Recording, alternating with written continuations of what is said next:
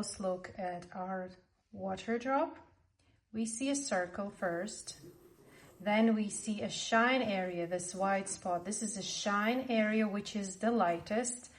Then we see shadow behind the water drop. This is important to make this water drop look realistic.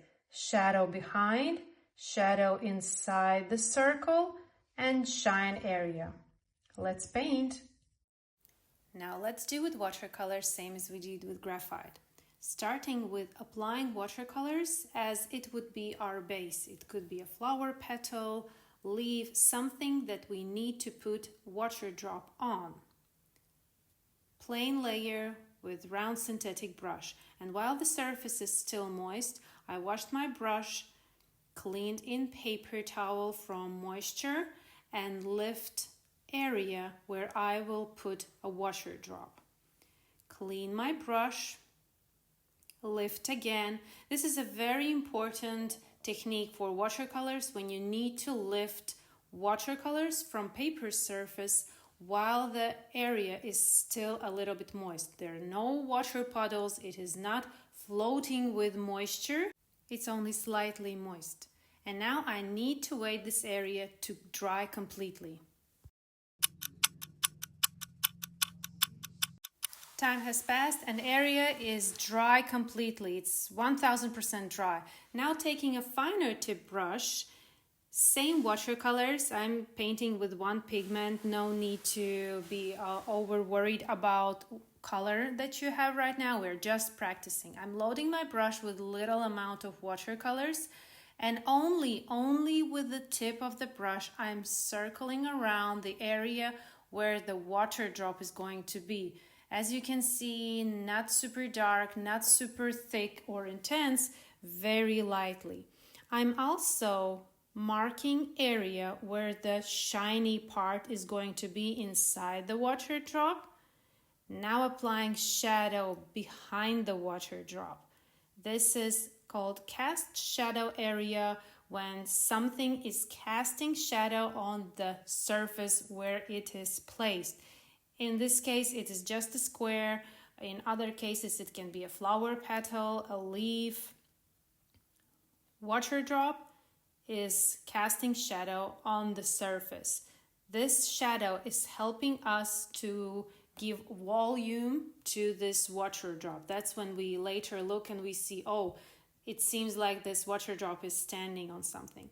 And now with the same brush, with the same watercolors, only using tip of the brush, I'm applying shadow inside the water drop around the shiny spots that we marked before. 3 important details: shadow behind, shadow inside, and shiny spots. That's what makes a water drop look realistic. And now going gradually to the lighter area, smoothing applied watercolors. I'm washing my brush, cleaning in paper towel, and smoothing so that the transition from shadow inside the water drop gradually becomes lighter to the lightest part. Taking watercolors, making shadow behind the water drop a little bit more intense. If you need, you can make it more precise. I'm correcting the edge of this water drop. And shadow closest to the subject that is creating the shadow, that's where the shadow is more intense. And as you can see, I am constantly using only the tip of the brush.